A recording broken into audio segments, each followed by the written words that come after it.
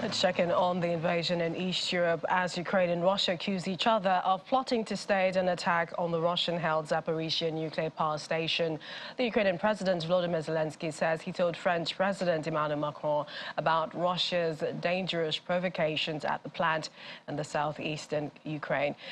Russian troops seized the station, Europe's largest nuclear facility, with 6 reactors in the days following the Kremlin's invasion of Ukraine in February 2022. Each side has since regularly accused the other of shutting it around the plant and risking a major nuclear mishap. The Kremlin, on the other hand, says the threat of some kind of Ukrainian sabotage of the Zaporizhzhia nuclear power plant in southern Ukraine is big, and measures are being taken to counter such a threat. Kremlin spokesperson Dmitry Peskov says the consequences of such sabotage could be catastrophic. He told reporters the Kyiv regime has repeatedly demonstrated its willingness to do anything, and therefore all measures are being taken to counter such a threat. He, however, did not present evidence to back his assertion about the Ukrainian threat. Russian troops took control of the nuclear power plant last year, soon after embarking on what Moscow calls a special military operation. It was only hours ago the Ukrainian President Volodymyr Zelensky warned that Russia was the only source of danger to Europe's largest nuclear facility, referring to the Zaporizhzhia power plant. A video posted online shows the Ukrainian president saying Russia is planning to simulate an attack on the plant, but that in any case the world sees and cannot fail to see that the only source of danger to the Zaporizhzhia nuclear power plant is Russia and no one else. Well, there is, however, calm in Zaporizhzhia today, despite rumors of the Russian attack on the nuclear facility. Residents in the city say they are prepared if authorities announce a mass evacuation. They will pack their belongings and leave. They are already used to such short notices. Another resident says all of this attention on Zaporizhzhia will soon blow over and focus will be on something else. Others are more concerned about being ready to evacuate as soon as possible.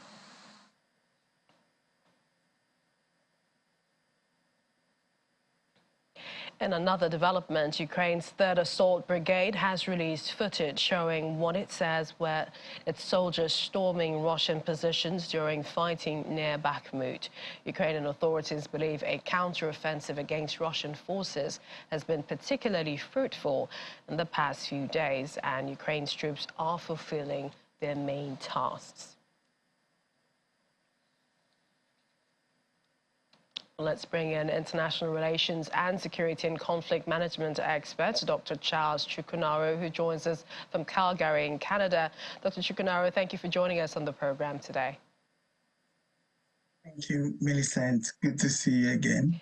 Thank you. Same here. This back and forth between Russia and Ukraine regarding possible attack on Zaporizhzhia isn't new, but it has been heightened, one would say, by the Ukrainian president, who is saying there is much risk that Russia is planning to simulate.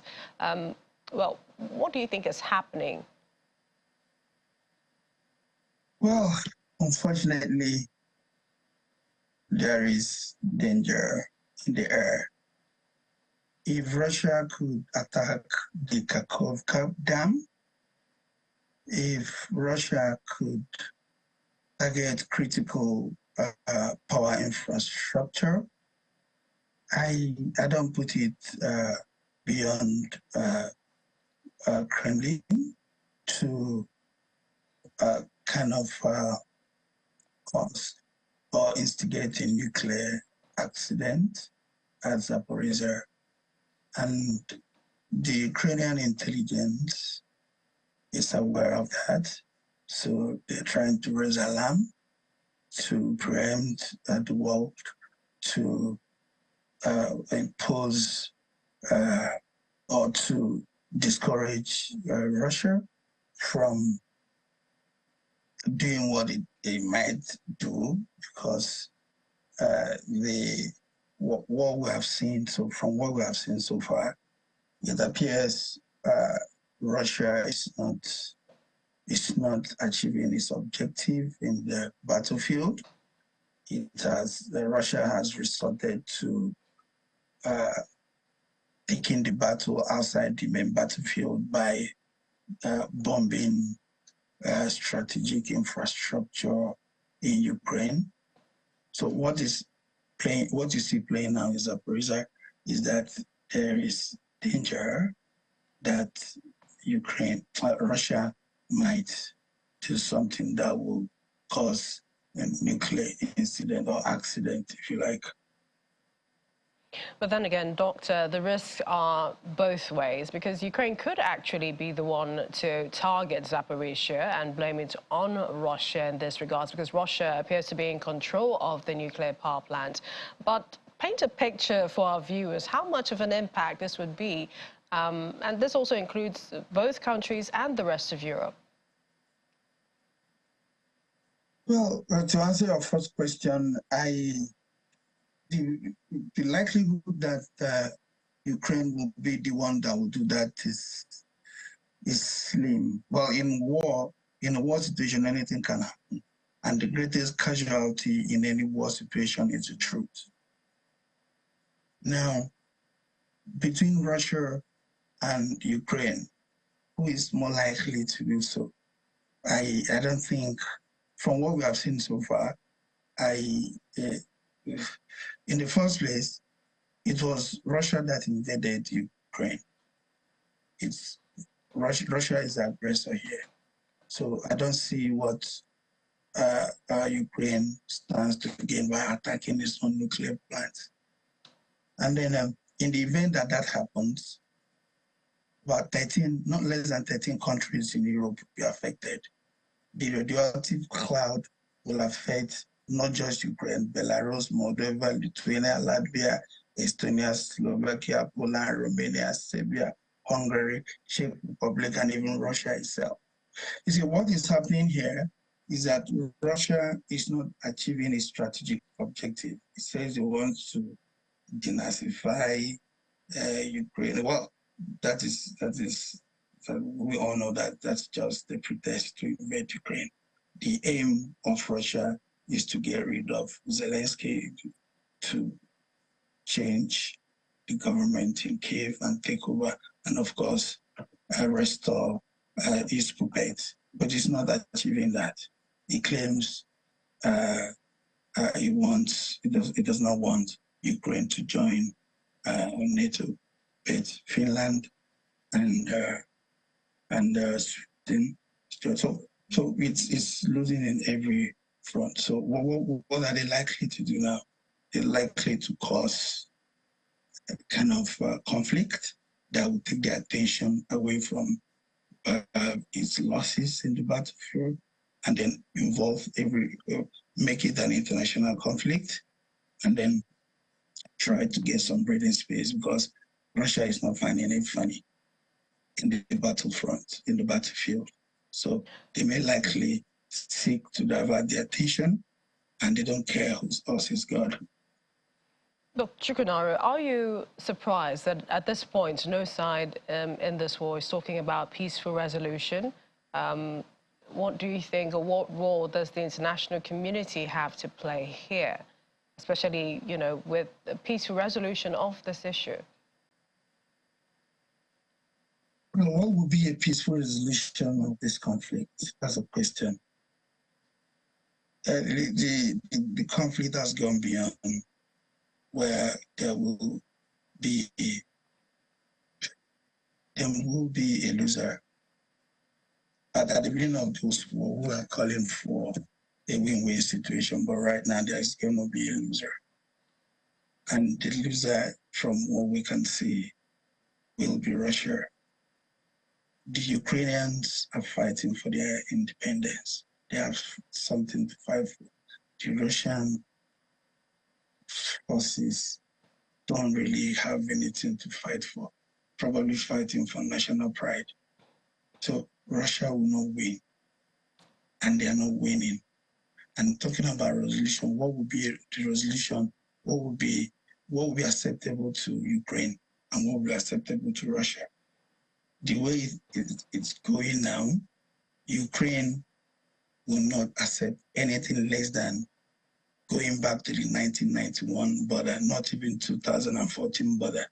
So Ukraine will want to get all its territories, including Crimea, back. And that's Ukraine. And Russia will not want to, Putin will not want to do that, because doing that will mean losing her completely.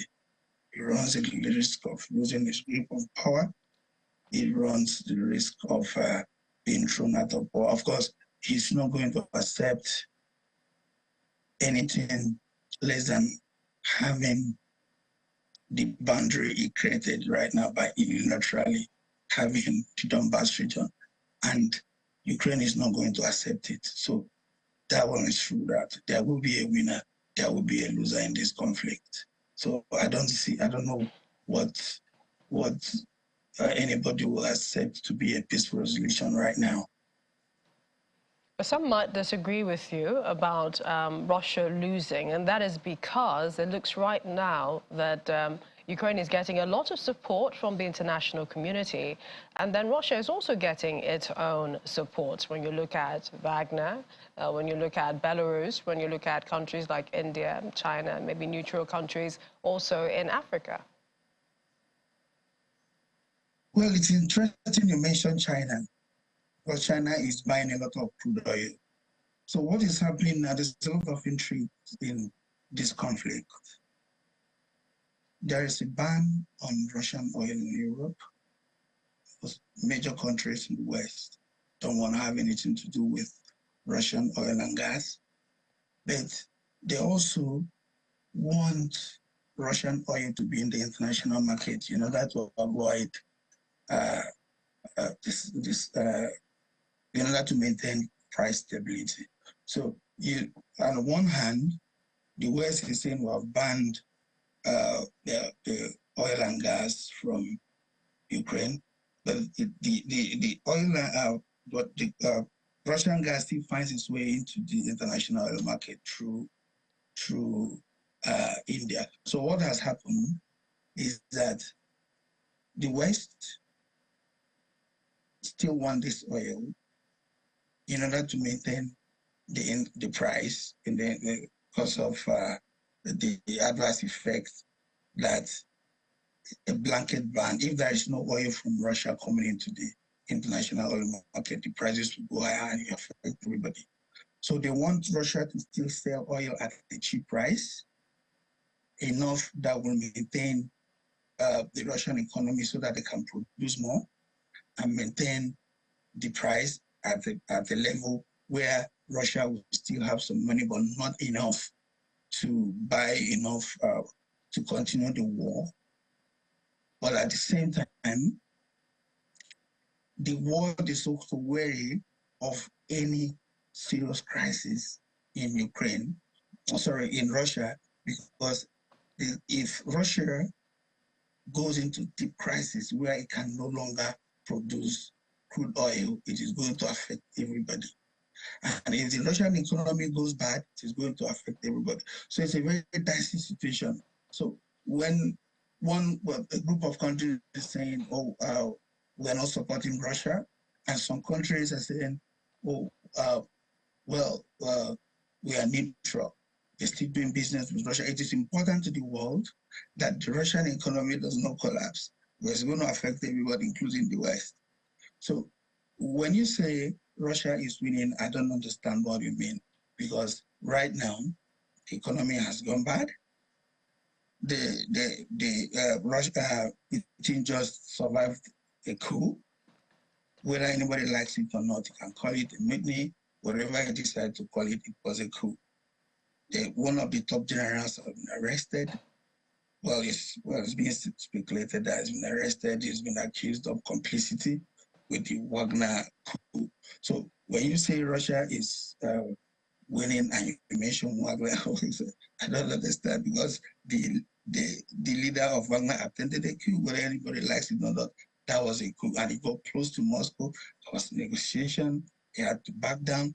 But knowing who Putin is not going to take it, because that's the direct challenge on his grip on power. So the problem the world is facing now is that I don't think anybody wants Russia to go into crisis, because if Russia goes into crisis, it's a problem. So the best case scenario is let Russia remain productive minimally to maintain the balance until something is done about Vladimir Putin, whether he's going to die by natural causes, whether it's going to be by coup, military coup, whether his people are going to remove him. That will go a long way in resolving the issue. And I don't see how that is going to be peaceful. But some of us are praying that it will happen in such a manner that there will be no crisis in Russia because the world needs their crude oil. Forget about the talks about banning their crude oil or not banning their crude oil. It still finds itself in the market, but the West will make sure that it's sold cheaply to India, and from India it gets into the international market. Remove Russian oil from the international market today, it will affect every country in the world, including US, the West Africa, and even Nigeria. So it is in the interest of the world system that Russia does not collapse and in a way that the economy can no longer, or they can no longer produce oil. Function. Some would interpret that to mean that it appears the war will still continue. And others have said perhaps both sides should be left to resolve their crisis. Wish we had more time. But we'd like to thank you, Dr. Charles Chukwunaro, for joining us on the program. Well, I wish we had more time so that we could talk more. Next time, definitely. All right. Thank you very much for having me.